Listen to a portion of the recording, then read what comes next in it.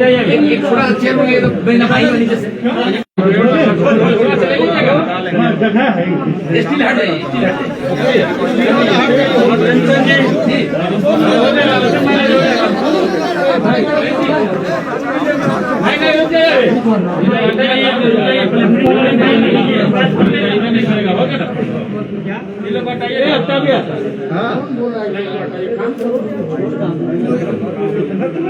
Channel को देखता नहीं है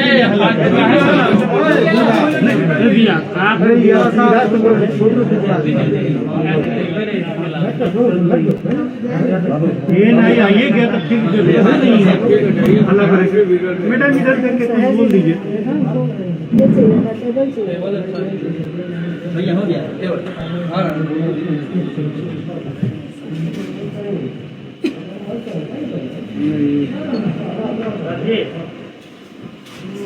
यस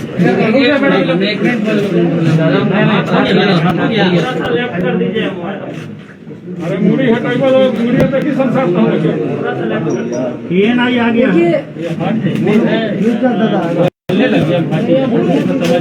बोलिए ना मैडम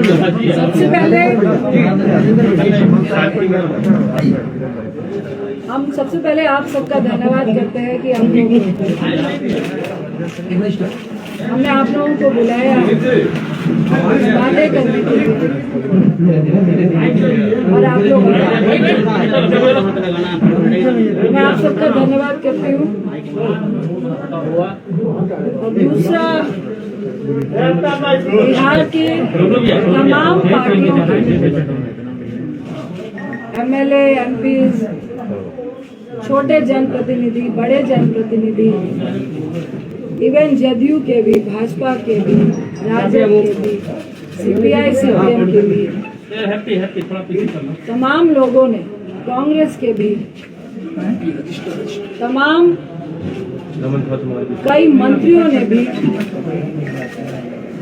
जो सपोर्ट किया पप्पू जी को उसके लिए मैं उन सबका धन्यवाद करती हूँ।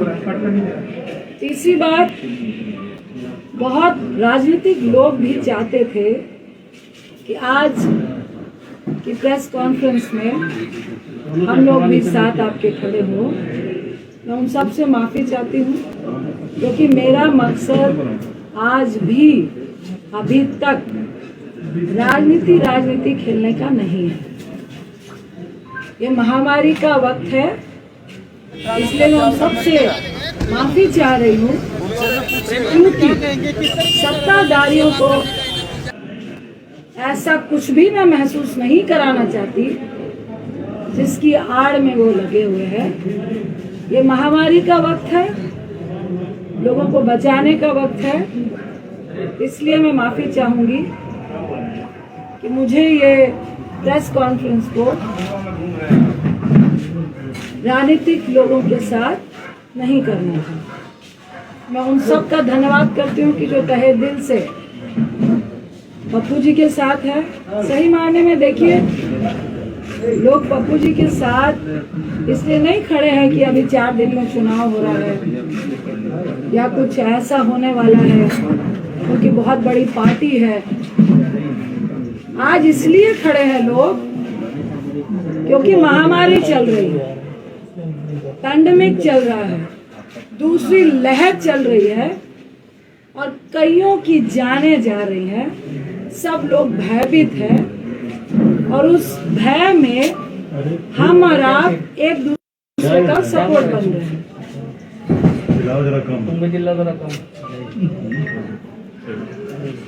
देखिए मुझे अच्छा नहीं लग रहा कि मैं नीतीश बाबू को कुछ ऐसे सवाल करूं, रूडी साहब से कुछ ऐसे सवाल करूं, भाजपा से कुछ ऐसे सवाल करूं इस वक्त जो मेरे चरित्र में नहीं है। पप्पू जी को आज जेल भेज दिया गया। क्यों भेज दिया गया? किस लिए भेज दिया गया? ऐसा क्या उल्लंघन किया था? ऐसा कौन सा अपराध था? 32 साल पुराना केस, सुबह 9 बजे से घर से लेकर गए हैं। पहले बोला लॉकडाउन का उल्लंघन है, भाई दिल्ली में लॉकडाउन का उल्लंघन, अगर आपने मास्क नहीं पहना है 500 रुपए का पर्ची काट के आपको वार्न करके भेज देते हैं, ये होता है लॉकडाउन का उल्लंघन। अगर आप ब्रैकेटिंग के पास है, जाना चाह रहे हैं, आपके पास कोई सर्टिफिकेट या आप किस लिए जा रहे हैं नहीं है, तो आपको 1000 रुपए 2000 रुपए का चालान है। लॉकडाउन का उल्लंघन वही होता है। उनको लगा कि अब लॉकडाउन का उल्लंघन से तो बात नहीं बनेगी, तो ये कौन लोग थे, किनके इशारे पे हुआ? नीतीश बाबू, अगर आप इतने कमजोर और असहाय महसूस कर रहे थे तो भैया हम लोग को भी फोन करके बता देते कि भाई मैं मजबूर हूँ, बहुत कम विधायक आए हैं और भाजपा का सिर्फ बिहार में नहीं पूरे देश में गुंडा राज चल रहा है। जो वो चाहते हैं वो ही करते हैं। सत्ता में अगर आप हैं तो वो चोर नहीं है, अगर आप सत्ता में नहीं है तो आप चोर हैं। मुझे तो परेशानी के साथ हंसी भी आ रही थी कि ना चोर को पकड़ूंगा ना चोरी को पकड़ने दूंगा, ना मैं खुद काम करूंगा ना किसी को काम करने दूंगा। देखिए मुख्यमंत्री साहब, ये किसी पर छींटाकशी का वक्त नहीं है। अब मुझे आपसे कोई निजी दुश्मनी नहीं है, मैं तो आपसे ये पूछना चाहती हूँ कि आपको आखिर हो क्या गया है, इतने अपंग क्यों हो चुके हैं? ऐसी कौन सी चीजें हैं जिसके दबाव में आप वो सब कुछ कर रहे हैं जो बिहार को गवारा नहीं है? क्या बालिका गृह कांड है? क्या आपकी बहुत सारी फाइलें हैं? क्या आपके केस है? नीतीश बाबू, मेरा मन नहीं है लेकिन बताइए, 91 में आप पे हत्या का केस हुआ, 2011 में आपने उसको रफा दफा किया, और हम भी चाहते हैं, हम भी समझते हैं कि राजनीति में केसेस होते हैं, कानून अपनी कार्रवाई करता है। 89 पे पप्पू जी पे केस हुआ, अभी वो तीनों लोग जो इस कांड का सूचक था, जो जिसने बोला कि मेरा किडनैप हुआ और जो गवाह था, उन तीनों का वीडियो चल रहा है कि ये केस फर्जी है। 32 साल पुराना केस आपको इस महामारी के वक्त याद आया, क्यों? इसी में सारी बातें छुपी है। रूडी साहब, क्या बोलूं, मुझे तो एक शब्द नाम लेने का मन नहीं कर रहा। और मैं उनसे ये, सबसे पहले मैं आपके माध्यम से उनसे पूछती हूँ कि आपका राजनीतिक इतिहास क्या है? आप राजनीति में कैसे आए, क्या संघर्ष किया? मैं पूरी बात रूडी जी नहीं बताऊंगी। आप पायलट थे, आप कैसे क्या किए, किनको नौकरियां दिलाइया, किसके आशीर्वाद से आप राजनीति में आए, कैसे मंत्री बने, और आपके घर में उत्तराखंड में फार्म हाउस से लेकर, बिहार से लेकर, दिल्ली से लेकर, कहां कहां पे जितने भी स्टाफ हैं, रूडी साहब आप ही बता दीजिए, सैलरी कहां से उठाते हैं? जो कॉन्स्टिट्यूशन क्लब में आपको इंचार्ज बनाया गया, वहां पे कितना घोटाला हुआ वो आप ही बताएंगे। वहां कितने स्टाफ हैं और कितने काम कर रहे हैं और कितने आपके यहाँ पे काम कर रहे हैं वो भी आप ही बताएंगे। आप स्किल इंडिया के मिनिस्टर थे, मोदी साहब ने आपको क्यों हटाया वो भी आप ही बताएंगे। एम्बुलेंस के ड्राइवर को स्किल इंडिया के तहत आपको ट्रेनिंग देनी थी, क्यों नहीं दी वो भी आप ही बताएंगे। मेरा तो सवाल इतना है कि जिनके घर पत्थर शीशे के हों और वैसे लोगों को पत्थर मत मारिए जो सड़क पे पहले से खड़ा है। इतना आसान नहीं होता है। ये कोई ड्रामा या नाटक नहीं चल रहा है कि हम पिक्चर खिंचाने के लिए लाशों के ढेर पे जा रहे हैं, फोटो खिंचाने के लिए शमशान घाट में जा रहे हैं, फोटो खिंचाने के लिए अस्पताल अस्पताल घूमने का काम कर रहे हैं। ये मजाक नहीं है। यूडी साहब, मुख्यमंत्री साहब और ये भाजपाइयों कमरे में बैठ के लॉबी खेलने में बहुत मजा आता है। मॉडलिंग करते हुए सेटिंग करने में बहुत मजा आता है। और रूडी साहब की राजनीति हैसियत राजनीतिक व्यक्ति से ज्यादा सेटिंग और लॉबी करने वाली है। आज उसी के बल पे जिस तरह आपने पप्पू जी को जेल भेजने का काम किया है, भाई वो तो सड़क पे खड़े थे, अपनी मौत का डरा दिया आपने। कितना डराएंगे? आपने तो मुझे भी जगा दिया। मैं एक सेकंड भी बाहर मास्क के बगैर नहीं रहती हूँ, लेकिन आज हूँ। आपने किया। अब जब तक पप्पू जी जेल में है, खेल तो होगा और अस्पतालों का निरीक्षण भी होगा। जो बेड आप लोग बेच रहे हैं प्राइवेट और सरकारी, और जिन माफियाओं से मिलकर ड्रग्स की कालाबाजारी हो रही है, ऑक्सीजन की कालाबाजारी हो रही है, रेमडेसिविर की कालाबाजारी हो रही है, ये खुंदक सिर्फ पप्पू जी के राजनीतिक कद से नहीं है। ये खुंदक आपकी और ड्रग्स कंपनियों की, अरे बोल लो भाई, तुम्हें लोग पीछे जो एक साथ मिली भगत से जो आप पैसा कमाने में आज बिहार में रोक लग रही थी। हर अस्पताल में लगातार लोग रोक लगा रहे थे। हर अस्पताल में एक तरफ 95,000 का ऑक्सीजन सिलेंडर मिल रहा था, तो कोई व्यक्ति आपको फ्री में पहुंचा रहा था, आपकी दुकान बंद हो रही। आपने छेड़ा है, अब तो हम लोग भी चप्पा चप्पा छानेंगे।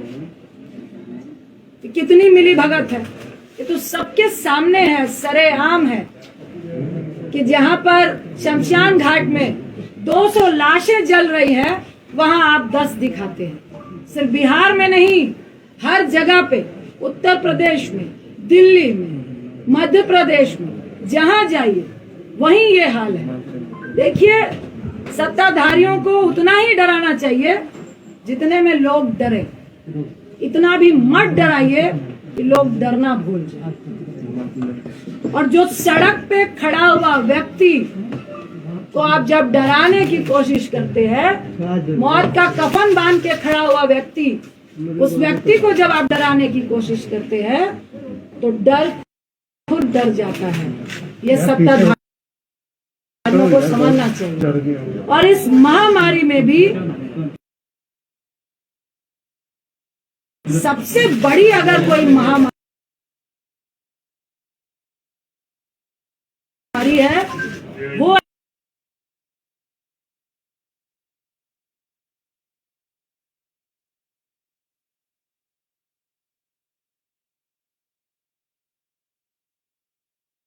है लालची सत्ताधारी जो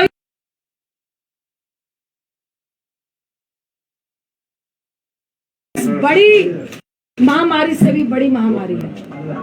वैसे लोग जो आज सत्ता में विराजमान है, जो जनता को मरते देखकर कीड़े मकोड़े समझते हैं और खुद को उनको मारने वाली दवाई समझते हैं। मुख्यमंत्री साहब, आप और आपका गैंग और ये भाजपाई आज जनता को महामारी में कीड़े मकोड़ों की तरह मारने वाली आप लोग दवाई बने हैं। महामारी से अगर 10 लोग मर रहे हैं, पर आपके कारण 500 लोग का आंकड़ा जो हो रहा है, आस्था के कारण हो रहा है। पप्पू जी का क्या दोष था? आपके तमाम सरकारी अस्पतालों का निरीक्षण, जिसमें आप रूम में बैठ के मास्क लगाकर जूम से बता रहे हैं कि 25,000 रेमडेसिविर है, इतने ऑक्सीजन सिलेंडर है, इतनी दवाइयां हैं, इतने बेड हैं, इतने वेंटिलेटर हैं। क्या आपने ये बताया कि कितने वेंटिलेटर काम कर रहे हैं? अरे मेरी ही कंस्टिट्यूंसी में 6 वेंटिलेटर है, पर मैं राजनीति नहीं कर रही थी। लेकिन इसका यह मतलब नहीं जो कह रहे थे कि मधेपुरा और सुपौल की खबर लीजिए, आपको डाटा दूं क्या? वहां पे कितने ऑक्सीजन सिलेंडर है, कहां कहां क्वारंटाइन सेंटर है, और कितने आपके वेंटिलेटर चल रहे हैं, और कौन लोग वहां पे जा रहे हैं। अरे आपके पास तो डॉक्टर और नर्स भी नहीं है जो ये बता सके कि ऑक्सीजन देना कैसे है। आपने 120 रेमडेसिविर दिए हैं, आपने 250 ऑक्सीजन सिलेंडर दिए हैं। हमने पूछा सिविल सर्जन को, भाई साहब 500 लोगों को ऑक्सीजन लगेगा तो क्या करेंगे? तो मैडम दरभंगा में बैकअप है। तो हमने कहा व्यक्ति मरेगा तब तक आप लेकर आएंगे, आप मुंह मत खुलवाइए। और हम लोग सिर्फ मुंह इसलिए नहीं खोल रहे हैं कि लोग पैनिक नहीं हो, लोग नहीं डर, लोग भयावह नहीं हो। क्योंकि जिसका 95 भी ऑक्सीजन होता है, अगर उसको ये मालूम चल जाता है कि अस्पताल में ऑक्सीजन सिलेंडर नहीं है, उसका ऑक्सीजन लेवल वहीं से 90 और 88 चला जाता है। इस दर्द के कारण आपकी बातों को नहीं बोल रहे, इस दर्द के कारण आपसे हम लोग बात नहीं करना चाह रहे थे। लेकिन आज जिस तरह की स्थिति आपने पैदा की है, तो नीतीश बाबू आपको भी जवाब देना पड़ेगा, रूडी जी आपको भी जवाब देना पड़ेगा। और ये कौन सा मंत्रालय है जो फेलियर के नाम से, कौन से लोग हैं, कौन से ब्यूरोक्रेट्स हैं जिनको आपने कभी अपना ओएसडी बनाया, फिर उनको मंत्री बनाया चाहते हैं? अरे कितनों का मुंह बंद कराएंगे? और शर्म आनी चाहिए, और थोड़ा डरिए। आप पप्पू जी को जेल में बंद कर देंगे तो क्या लोगों को मरने देंगे? आपकी ये मंशा है कि लोग मरे और हम तमाशा देखें? गोल्फ के मैदान में गोल्फ खेलते हुए कि भाई स्थिति बहुत पैनिक है, मुझे तो बहुत डर लग रहा है, आई एम वेरी सेफ, कहने में बहुत मजा आता है। मोदी साहब आप भी आइए, जो सेंट्रल में चुप्पी साध के बैठे हैं, ये आपके ही क्रियाकलापों का प्रेरणा है जो आज आपके लोग कर रहे हैं। पहले जब सेकेंड लहर आई, दूसरी लहर आई, तो आप सत्ता के जुनून में, जीतने के जुनून में इतने पागल थे कि हमारे देश में ये जो महामारी की आपदा है, ये प्राकृतिक आपदा से ज्यादा WHO और पूरे वर्ल्ड के कंट्री का ये कहना है कि 90% हमारे देश की जो आपदा है वो मैन मेड है। आपके प्रधानमंत्री, आपके सत्ताधारियों ने इसको जबरदस्ती फैलाने का काम किया है, लोगों को मारने का काम किया है। और आपको शर्म नहीं आ रही कि उस बीच में अगर कुछ लोग अपनी जान की परवाह किए बगैर आपकी मदद करना चाहते हैं, तो आप जेल खेल रहे हैं, आप राजनीति खेल रहे हैं, आप लॉबी खेल रहे हैं। देखिए, मुझे लॉबी खेलने का कोई शौक नहीं है, ना इस वक्त राजनीति खेलने का शौक है, और ना ही जो खेलेगा उसको खेलते देते रहने का, देखने का शौक है। देखिए, जो चौराहे पे है वो तो रहेगा, जो डर रहा है वो इस बात को समझे कि जल्द से जल्द अगर पप्पू जी की रिहाई नहीं हुई और ये ड्रामा चलता रहा, तो बहुत जल्द आपको भी मुख्यमंत्री आवास से निकलना पड़ेगा, आपके मंत्रियों को मुख्यमंत्री आवास से निकलना पड़ेगा, और चौराहे में खड़ा होना पड़ेगा और जवाब देना पड़ेगा। ये दिल्ली में बैठ के जूम से काम नहीं चलेगा। अगर आज आप फर्जी केस में पप्पू जी को जेल में डाल के ये जो प्रशासन और डॉक्टर का खेला खेल रहे हैं, 3 दिन से उनको पटना से मधेपुरा, मधेपुरा से वीरपुर, और अभी प्रशासन और डॉक्टर के सूत्रों से हम बता रहे हैं कि उनको दरभंगा आप भेज रहे हैं, और उसमें डॉक्टर बोल रहे हैं कि हमने लिखा है कि higher medicine, higher doctor facility की रिक्वायर। अब प्रशासन जाने कि उनको कहाँ भेजना है, प्रशासन कह रहा है कि डॉक्टर जाने की उनको कहाँ भेजना है। अरे आपका तो एक भी हॉस्पिटल में ऑक्सीजन सिलेंडर नहीं है, आप पप्पू जी का सीवियर इन्फेक्शन है, सुन लीजिए, शुगर के पेशेंट हैं और 1.25 महीने पहले उनका गॉल ब्लैडर का ऑपरेशन हुआ है, उनके लीवर में 30% प्रॉब्लम है। और अभी मैं आते वक्त भी जो डॉक्टर ने ऑपरेट किया उनसे बात करके आई हूँ कि हैवी रिस्क है कि उनको दोबारा इस हालात में इन्फेक्शन के चांसेस हैं, क्योंकि बहुत नया ऑपरेशन है, उसके साथ ही उनको सीवियर इन्फेक्शन थे, जिसकी सारी रिपोर्ट आपको दी गई है। मैं फिर आपको आगाह करूंगी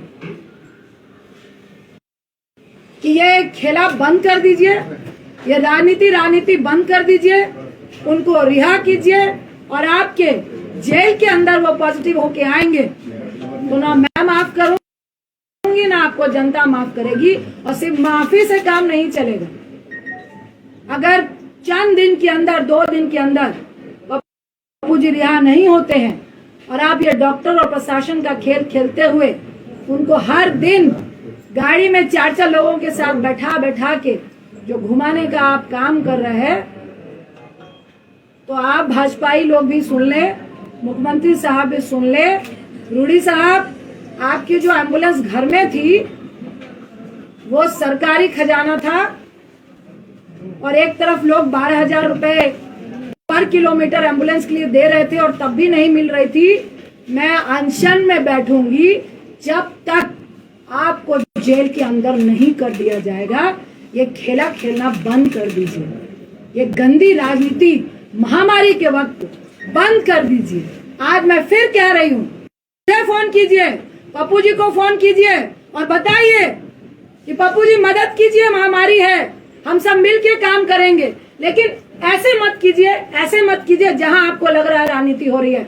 हम आपको सहयोग देने के लिए तैयार हैं। फिर आपको आगाह कर रही हूँ, इस महामारी में राजनीति मत कीजिए, किसी की जान मत लीजिए।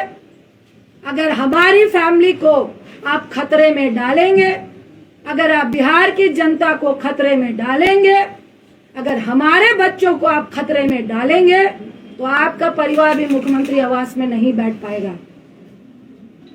आपका बेटे की मैं रिस्पेक्ट करती हूँ, भूल हो गई, आपका पूरा परिवार नहीं है, लेकिन मैं टिप्पणी नहीं करूंगी।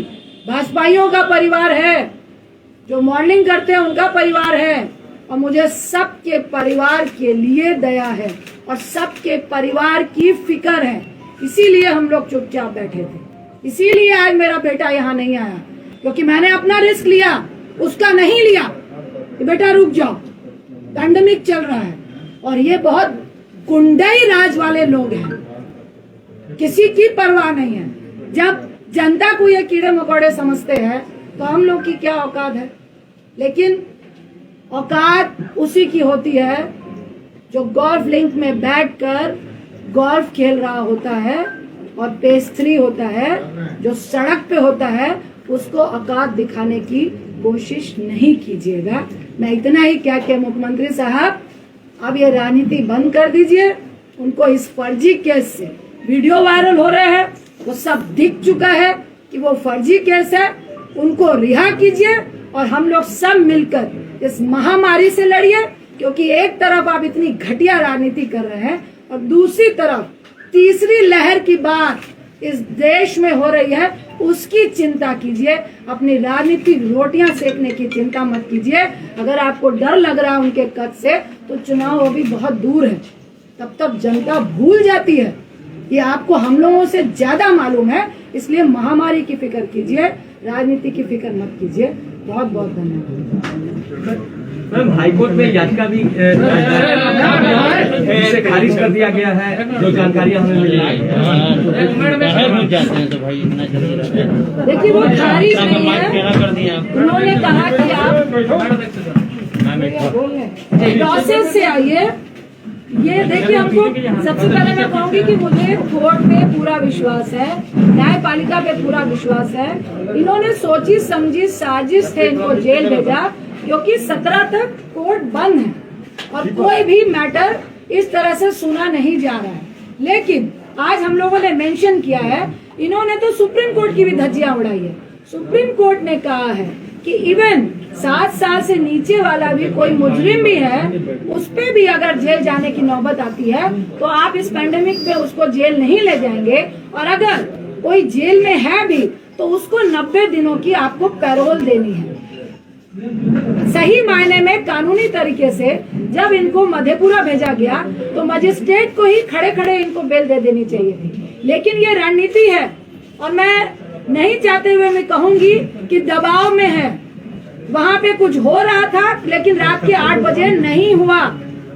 ये लोग खरीद रहे हैं और इनको जबरदस्ती इस मंशा से तंग किया जा रहा है कि पप्पू जी तंग हो, 4-5 दिन रहे, उनको भी महामारी से डर लगे, उनको भी जेल से डर लगे। जब वो डर जाएंगे तब हम देखेंगे। ये एक षड्यंत्र चल रहा है और इसमें सुप्रीम कोर्ट की भी धज्जियां उड़ाई जा रही हैं। आज हम लोगों ने मेंशन किया है डॉक्टर मेडिकल को लेके ही कि सुप्रीम कोर्ट का हवाला देख लेंगे कौन कौन मंत्रालय इस पैंडेमिक में फेलियर है और किन की नींद हराम हो रही है और किसका माफियाओं से और इस ड्रग्स माफियाओं से बिजनेस चल रहा है, वो पूरा बिहार जान रहा है। मैडम आप बिहार में है, आप कब तक बिहार में रहिएगा? भी बंद करा दिया गया है, बहुत जगह लोग जो है खा नहीं पा रहे हैं, जो खाना मिलता था उसको देखिए, ये मैं कहूंगी कि महामारी में बहुत ही घटिया किस्म की राजनीति हो रही है। हम लोग का खाना अभी भी बन रहा है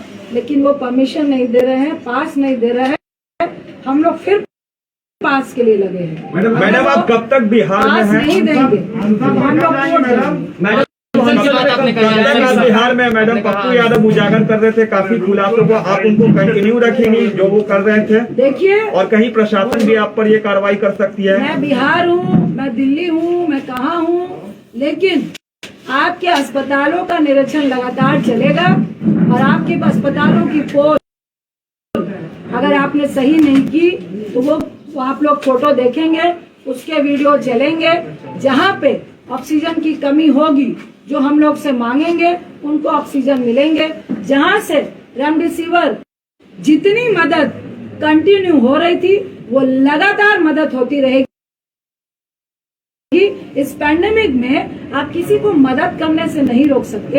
ये वैसे सत्ताधारी है, आज पप्पू जी को यहाँ जेल में बंद किया है, वहाँ हमारे कांग्रेस के यूथ अध्यक्ष को श्रीनिवासन के घर में जांच हो रही है कि खाना कहाँ से खिला रहे हैं भैया, आप कहाँ से दवाई दे रहे हैं। तो ये गुंडाई राज चल रहा है, मैं फिर कहूंगी पूरे देश में, जिसके खिलाफ हम और आप सबको खड़े होना। अपने अनशन की बात करिए, अनशन पे कब बैठेंगे? कह रहे हैं अनशन का कोई दिन तय किया है? कब से जारी है अनशन? मैंने आपको बोला, मुख्यमंत्री साहब को फिर आगाह किया, जल्द से जल्द पप्पू जी की रिहाई हो, क्योंकि आपने फर्जी केस में जबरदस्ती इस पैंडेमिक में जो पोल आपके स्वास्थ्य का खुल रहा था सुविधाओं का, उसके लिए आपने भेजा है। अगर आप इस तरह से छिछोरी राजनीति करेंगे तो हम लोग को भी मजबूरन आपके सामने आना पड़ेगा और जब तक आपके मंत्रीगण भी जेल नहीं जाएंगे तब तक अनशन। मैडम, आज जेडी के मधेपुरा विधायक ने कल प्रेस कॉन्फ्रेंस कर कही कि ये गिरफ्तारी पहले होनी चाहिए थी, बीजेपी जो है कहीं न कहीं षड्यंत्र के तहत ये खेला करवाई है। विनाशकाले विपरीत बुद्धि। मैडम, पीएम केयर फंड जो है पारदर्शिता उसमें नहीं आई, कहा जा रहा है कि जो वेंटिलेटर खरीदे गए उसमें बहुत सारे तकनीकी खराबी चल रही है। आपको दूसरी पीएम केयर फंड की बात चल रही है। 100 रुपए किलो डीजल, 100 रुपए डीजल और पेट्रोल हो चुका है और उससे उनको 21 लाख करोड़ रुपए आ चुके हैं। और पीएम फंड में भी कितने रुपए आए हैं वो उन्होंने बताया नहीं है। और ये पैसा कहाँ जा रहा है, किसकी जेब में जा रहा है? क्या मुझे तो मैं दावा करती हूँ कि ये ऑक्सीजन सिलेंडर की ब्लैकमेलिंग वालों को मिल रहा है। अभी दिल्ली में खान मार्केट में पकड़ाया था 800 जो ऑक्सीजन आपके कंसंट्रेटर है और उनका जो नवनीत कालरा, वो बीजेपी और आम पार्टी से मिला हुआ है। ये तो मिली भगत ही और उन्हीं को पैसे दिए जा रहे हैं कि आप विदेश से मंगाइए 20,000 में और यहाँ पे 70,000 में दीजिए और फिर हमारे पार्टी फंड में भी दीजिए। तो चुनाव में आखिर सत्ता पाने के लिए किस तरह से वो एमएलए खींचे? महामारी को छोड़ के सेंट्रल विस्टा पर ज्यादा ध्यान दिया जा रहा है। अभी जो मैडम सिंपल सवाल ये है कि 2005 में जब चंद्रशेखर खड़े हुए थे मधेपुरा से, उन्होंने पैम्पलेट पर आपका और पप्पू जी का फोटो लगाया था, लेकिन कल उन्होंने कहा है कि पप्पू यादव गुंडा है और बीजेपी के एजेंट है। आप सवाल का भी जवाब आप खुद ही दे रहे हैं। नहीं तो आप बताइए ना कि आपका फोटो भी इस्तेमाल किया। मुझे कोई कमेंट नहीं, वो इस लायक नहीं है। मैडम, जिस तरह से पप्पू जी लगातार सरकार के खिलाफ उद्भेदन कर रहे थे, क्या रजिंदर रंजन जी अभियान खास करके इसी तरह का पप्पू जी का जो कार्य था वो संभालेंगे? देखिए, मैं इस पैंडेमिक में तमाम बिहार वासियों के साथ हूँ और ये दुर्व्यवस्था जो स्वास्थ्य में है उसके साथ हूँ, जो हमारा सिस्टम फेलियर है उसके साथ हूँ और लगातार खड़ी हूँ। इसके लिए मुझे कोई नहीं। उम्मीद मैम, आरजेडी से कोई उम्मीद? आरजेडी से क्या उम्मीद है? हम महामारी की बात करने आए हैं और आरजेडी के भी बहुत सारे ऐसे एमएलए हैं, बहुत सारे ऐसे लोग हैं जिनका दर्द पप्पू जी के लिए है और जो गलत हुआ इस महामारी में है उनके लिए है। उनको मैं बहुत बहुत धन्यवाद दूँ। भैया